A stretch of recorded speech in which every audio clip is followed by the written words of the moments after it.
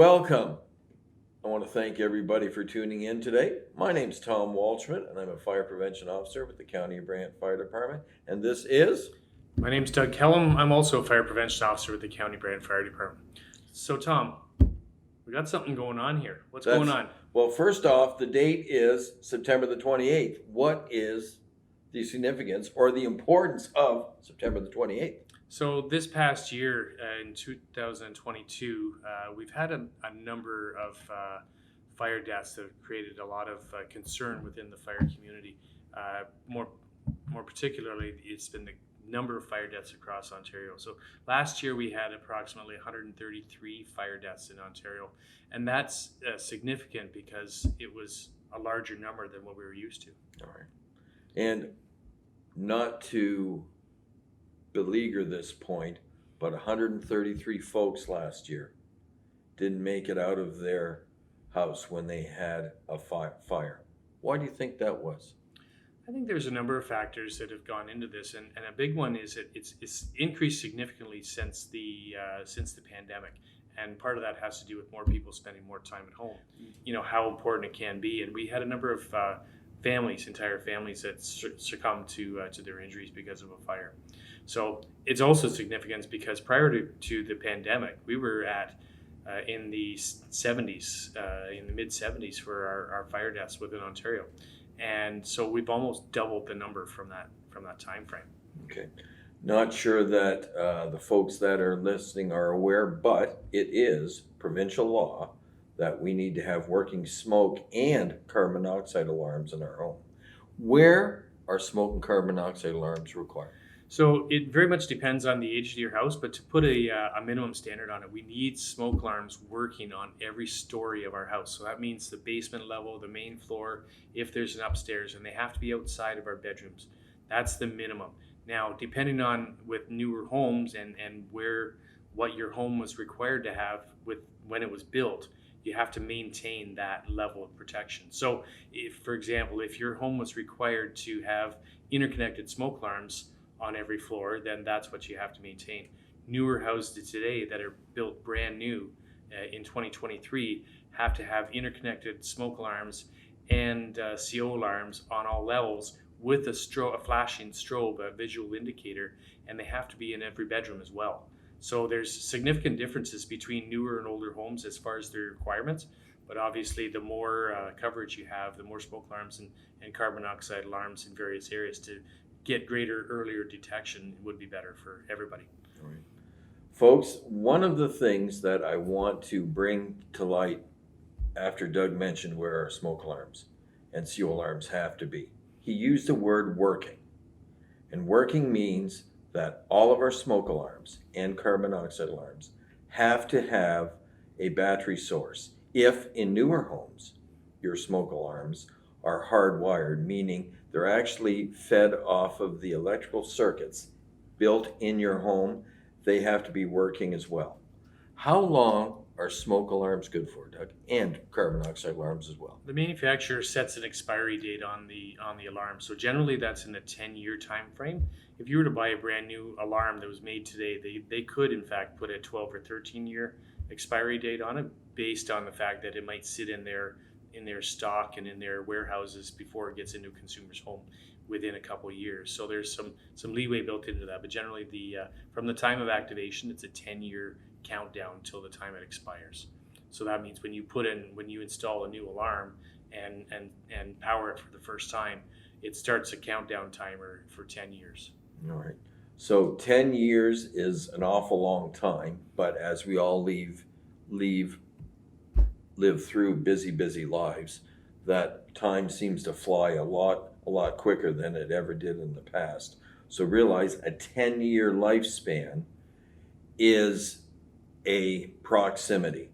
Some smoke alarms can fail less than their 10-year lifespan. And what if a smoker CO alarm were to fail prematurely? How would we know? One of the things that happens is that they usually, if they fail, they'll go into alarm, or they'll start having a slow, steady chirp every 30 seconds or a minute, so that it tells us that there's a problem. We've had some instances where in newer homes, some of our alarms have gone into alarm for seemingly no reason. So we've had some concerns with that, and that's been very frustrating for a lot of new homeowners. But again, the alarms are working when they're required, and that's when we need it. But if they don't work, they're not going to help you. And the issue is that when we're fast asleep at night, we need to make sure that the alarms work, because that's the only thing that's going to wake us up. We can't smell the smoke when we're sleeping. We may not hear the noises and everything associated with the fire in our house, so we have to rely on the alarms to wake us up. Right. Folks, I can't put any more emphasis on what Doug just mentioned. We need to have working smoke alarms. We need to have working carbon monoxide alarms in our home. But we need to test it. Doug and I live this world all day long, and we help citizens in our community try to stay as safe as we possibly can. But we need your help as well. September the 28th has been designated. Today is a designated day that we need you to check your smoke alarms. Go over to your smoke and your carbon monoxide alarms and hit the test button. Hold the test button until your smoke alarm goes off, till your carbon monoxide alarm goes off. If it doesn't go off, change the battery. As you're changing your battery, just take a minute and look at the manufacturer's date on the back of the smoke or CO alarm. It's 10 years. If your smoke or CO alarm's older than 10 years, you've got to replace them. Exactly what Doug said. Middle of the night, something happens in your home through no fault of your own. You need to have that smoke alarm to wake you up. Brand new home construction, when that becomes lit with fire, it absolutely raises through the house faster than it's ever done in history. A lot of that Than has to before. do with a lot of that has to do with all the synthetics in our house and all the plastics and the not having as many natural materials as the cottons and the wools and that sort of thing that our legacy houses, our grandparents' houses used to have. It's allowed fires to grow faster. The other thing, did you want to talk about lightweight construction in the newer houses? We absolutely can. So I'll take the hit on this. As we all drive by and we know our community's growing, and it doesn't matter what end of the community we living in, whether it's St. George, whether it's Paris, whether it's Burford, whether it's Canesville, we all see new homes and bigger subdivisions sprouting out of the ground. The reason homes are built so quickly now, they're not built out of traditional lumber like how our older homes used to be built. We've got engineered building materials, we've got engineered technology, meaning that an engineered I-beam, which is pressed wood, glue, and it's engineered in a factory setting to hold the weight of a floor structure in your new home. The roof trusses, they are dimensional lumber, and they're put together with plates and screws, and they're made to hold the load of a large roof. But soon as we introduce water, soon as we introduce any kind of heat, fire, any kind of atmosphere that you would find in a fire condition, these systems fail. We used to be able to respond to a fire after our pagers go off, because for the folks out there, if you don't realize, we are a volunteer firefighting community. All of our firefighters are volunteer, so we have to leave our families, our work, to come and save your families and your work. It used to be with older construction. Now, when I say older construction, I'm going back in the 40-year time range and older, where it used to be real 2x4s, real 2x6, lumber that was actually hand split out of a sawmill, where if a home like that were to catch fire, we had all kinds of time to not only get to your place, but go in, put the fire out, and have lots of personal firefighter safety. Now, with the engineered homes, with all of the manufactured time, what times are we looking at, Doug? Probably in the 7 to 10 minute range would be safe for inside of a house for a fire to go into, and that's kind of the time frame that at the best a volunteer fire department is arriving on scene. So it's a very risky proposition for our firefighters to go in and do suppression activities inside of one of the newer houses now because of, like you said, the lightweight construction and the TGI floor joists and the roof trusses that are, with the gusset plates, that they're just not standing up to, structurally not standing up to the load of fire and whatnot, where they're failing far earlier. They're great for construction. The weight's there, the engineering, Snow loads. yeah. So they're standing up to the performance requirements for building and for having a family live there, and they're safe until fire load comes, and the heat causes all those systems because they're put together with glue. The heat is causing that glue to soften, and it's failing prematurely from our perspective for fire suppression. So it makes it even more important when all that happens, when a fire happens in your house, that you know about it, because the smoke is also much more toxic than it ever used to be. So we need to make sure that we have the warning we need to get out, and the only way we're going to do that is by having working smoke and CO alarms where we require it. Okay. So yeah, if somebody has is in a rental unit and needs some help, what do they do, Tom? Well, first thing to do is hopefully you have a good relationship with your landlord or the individual or the company that takes care of the management of your building. Reach out to them, say, I have a concern, or what do I do, or how do I get this fixed? Whether it be from changing the batteries in your smoke alarm to, is it all right if I test my smoke alarm or my carbon monoxide alarm myself? Where are my smoke alarms? Do I have smoke alarms? And that's a whole separate issue all by itself.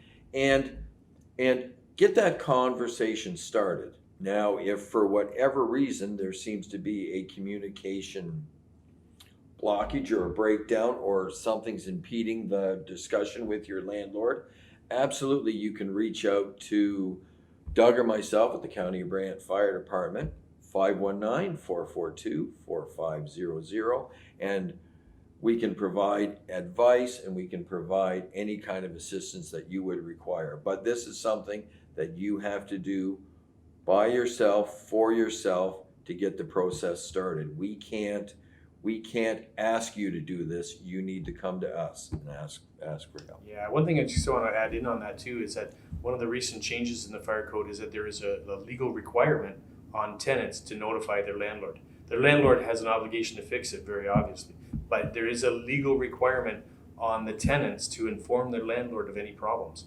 So it's no longer solely just the landlord's responsibility. There's a role to play for tenants as well to make sure that they keep themselves safe.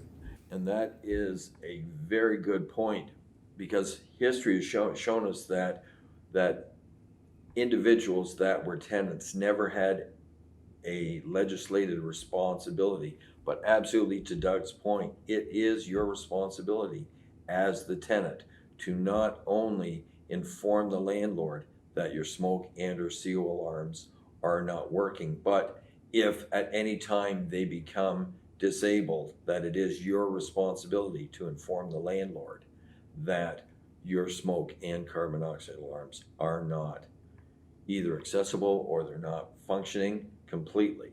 So never before until now has it been your legal responsibility to make sure that your apartment that you rent is safe, so you take a hand in keeping your family safe. Do you want to talk a couple minutes about the carbon monoxide alarms and how they where they need to be for different types of buildings? Sure, we can certainly do that.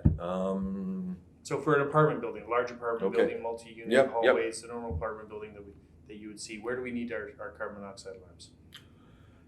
If we live in a traditional apartment building to where you have neighbors on both sides of you and neighbors across the hall from you, as well as, depending on what floor you live on, you may have neighbors above you or below you. In a traditional apartment setting as that, you need to have carbon monoxide alarms in what we would call the furnace room or the mechanical room, where the heat comes from. And with that room, you need to have a carbon monoxide alarm in any apartment that is adjacent to that room. So if your apartment was above the furnace room, then you would need a carbon monoxide alarm. The apartments beside the mechanical room where the heating comes from would each need to have a carbon monoxide alarm. Where if the furnace room was below you, you would need to have a carbon monoxide alarm. If the furnace room was above you, traditionally you wouldn't see that, but if the furnace room was above you, then you would need to have a working smoke alarm as well. And across the hall from that mechanical room as well would need a carbon monoxide alarm. But if the service room is on the basement level and you're on the 5th floor, you may not require a carbon monoxide alarm for your unit. That's right. You wouldn't necessarily need that unless you had a fuel fired appliance in your apartment. Now that's a big fancy term to where if you had a gas stove or a gas dryer or something like that would count as a fuel fired appliance? Absolutely it would. And ideally we find when you're into an apartment setting, most units have electric baseboard heaters, so you wouldn't really need a carbon monoxide alarm for that because an electric appliance generally does not create carbon monoxide. Folks, we cannot stress this enough. We absolutely cannot stress this enough. As the fire department, as community members, as your neighbors, you have to work and create yourself a home escape plan. You need to make sure you have working smoke and carbon monoxide alarms, because on the outside of 7 minutes of your engineered home failing under fire conditions, we're not going to be there in time to help you escape. You're going to have to escape. You're going to have to get yourself and your family safe and be waiting for us at your meeting place out front of your home to let us know where the fire is, because we just don't have any time. Time is not a luxury that we have any longer in our new homes. That's why working smoke and seal alarms, and I'm sounding like a broken record here, working smoke and seal alarms have to not only be working, but you have to test them.